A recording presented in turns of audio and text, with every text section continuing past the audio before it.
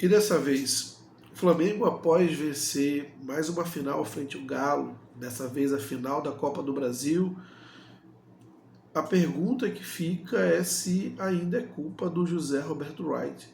Ele apitou também esse jogo.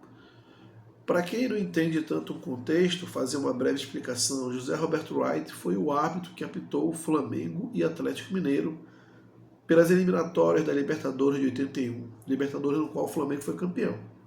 Um jogo em específico em Goiânia, que era um jogo de desempate, o time do Atlético Mineiro, e aí estão os vídeos do YouTube para mostrar,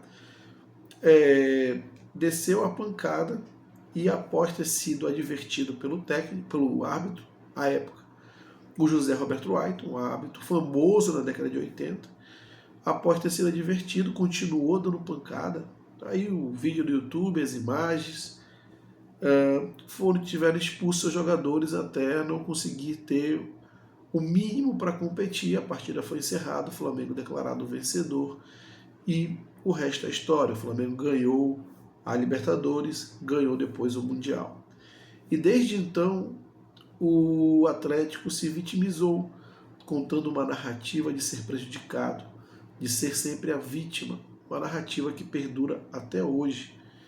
E o Atlético de lá para cá, com exceção da Supercopa, que é um título de menor expressão, sempre perde jogos decisivos, jogos de decisão de campeonato para o Flamengo.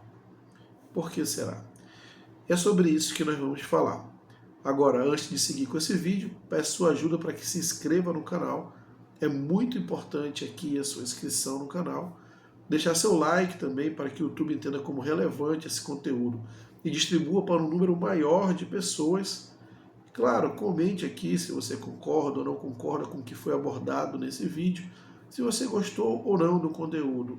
Não importa, o importante é interagir. E compartilhe esse vídeo com o maior número possível de pessoas. Voltando ao tema do vídeo, Flamengo e Atlético Mineiro. Uma história que já vem desde o início, na verdade, desde o final da década de 70, eram os grandes times do futebol brasileiro. Para você ter uma ideia, esses dois times foram a base da seleção 82. Essa seleção que é reconhecida por muitos como a seleção mais fantástica da história das Copas do Mundo. Uma seleção com verdadeiros craques. E Atlético Mineiro e Flamengo eram a base daquele time. Leandro, Júnior, Zico, Toninho Cerezo, Luizinho, Éder, o Reinaldo, que acabou não indo por uma situação física mesmo, contusões que penalizaram o atacante no início da década de 80, mas enfim, 12 grandes times.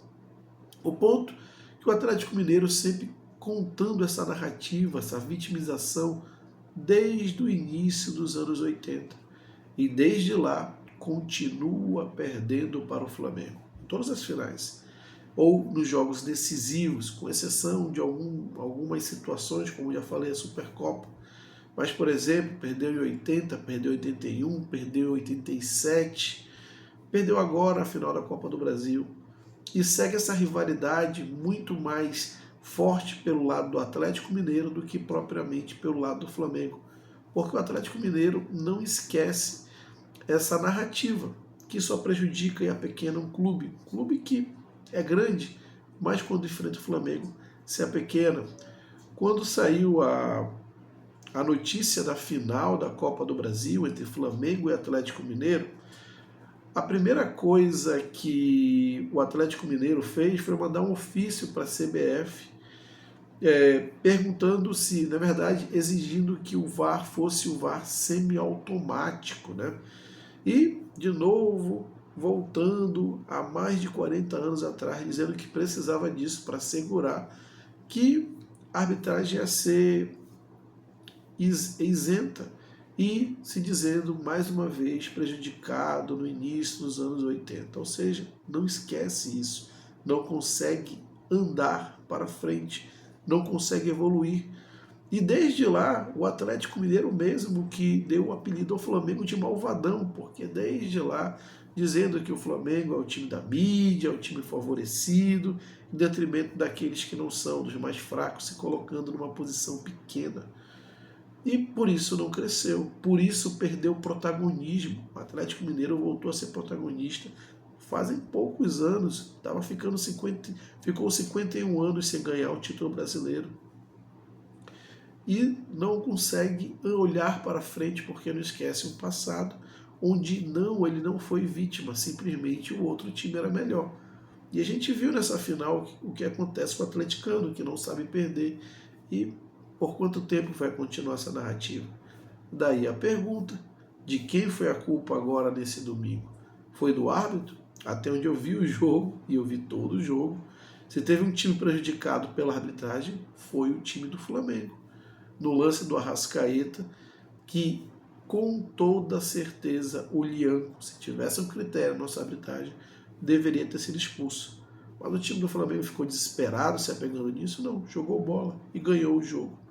Essa é a diferença entre um time pequeno e um time grande. O Flamengo se coloca numa posição de time grande. Ele passa por cima dos erros de arbitragem. Porque os erros de arbitragem acontecem para todos os times. Já o Atlético Mineiro, ele não passa por cima. Ele para e se coloca como vítima, cria uma narrativa. E acontece o que vem acontecendo nas últimas décadas. Um time que não enxerga as suas limitações, os seus erros, não vê as oportunidades de crescimento e fica sempre no passado. E é esse o Atlético. E aí a torcida cria uma narrativa, cria um fantasma, porque o Flamengo virou um fantasma para o Atlético Mineiro, isso para mim é mais do que evidente. Eu acho que até mais do que o fantasma, o complexo de inferioridade que o Atlético Mineiro tem com o Flamengo, é até maior do que o complexo de inferioridade que o Botafoguense tem com o Flamengo. É incrível, mas, sabe, parece mentira, mas é verdade. E o Atlético não sabe como se comportar numa final com o Flamengo. E aí só o Flamengo já tira vantagem. Você vê tudo que cerca o Atlético, tudo que cercou esse jogo, sempre falando de arbitragem, sempre tentando voltar e lembrar do passado, da década de 80, dizendo que foi prejudicado. E isso contamina o ambiente, contamina a torcida. A gente viu cenas lamentáveis nesse jogo entre Atlético Mineiro e Flamengo na Arena MRV, justamente porque os atleticanos não sabem perder e principalmente não sabem e nem aceitam perder para o Flamengo. Eles intitulam o Flamengo como o maior rival do Atlético Mineiro depois do Cruzeiro, mas o Flamengo não dá toda essa importância. Tem até um meme que está rolando na internet da Viúva Negra, dos Vingadores, e do Thanos, quando ela fala que o Thanos estragou toda a história dela, tudo que ela tinha, ele responde que não sabia nem quem era ela. É mais ou menos essa relação que o Flamengo tem com o Atlético Mineiro. Quando ele fala que o Flamengo tirou dele, eu já vi torcedores do Galo falando isso, que o Flamengo tirou deles a oportunidade de ser campeão da Libertadores na década de 80 e campeão mundial, quando o Flamengo só fez o jogo dele, tinha um time melhor, como eu disse, jogou melhor e venceu por merecimento. E o Atlético foi para a pancadaria. As imagens estão aí, para quem quiser ver e não ficar só com uma opinião. Mas é esse o ponto. Até quando o Atlético vai viver disso? O Atlético, que é um clube grande e poderia ser, sim, um clube maior. E talvez só não é, porque ficou preso nessa narrativa de vitimização. Então, até quando o Atlético Mineiro vai se colocar numa posição de vítima e se liberar de um fantasma Flamengo que ele mesmo criou? Ele não consegue jogar com o Flamengo em igualdade de condições, porque por mais que os jogadores não tenham vivenciado isso, talvez alguns não tenham nem tido nascido nessa época, mas eles são contaminados pelo ambiente, pela atmosfera, por tudo que envolve esse jogo. E é um ambiente nocivo para o Atlético Mineiro, porque é um ambiente de vitimização, de se colocar menor que o seu adversário. Já para o Flamengo é um ambiente propício, porque ele entra grande. Tudo isso traz uma confiança para os jogadores quando eles olham para tudo que é falado sobre esse jogo, principalmente na parte de Minas. Eles olham e falam, pô, os caras nos colocam lá em cima, a gente realmente é o time a ser batido na cabeça desses caras, a gente é o time mais forte. A gente realmente, nós somos os protagonistas e eles são as vítimas.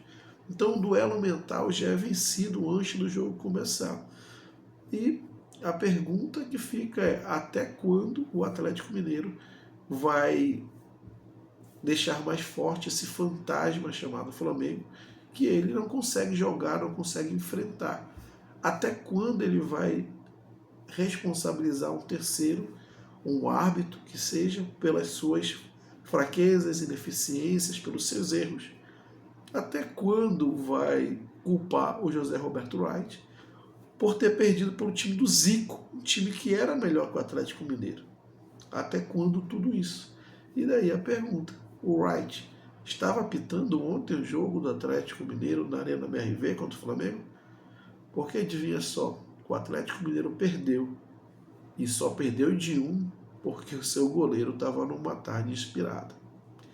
Enfim, deixe aqui seus comentários, o que você acha a respeito, comente aqui. Não deixe de se inscrever no canal, deixar o like, compartilhar esse vídeo e até a próxima.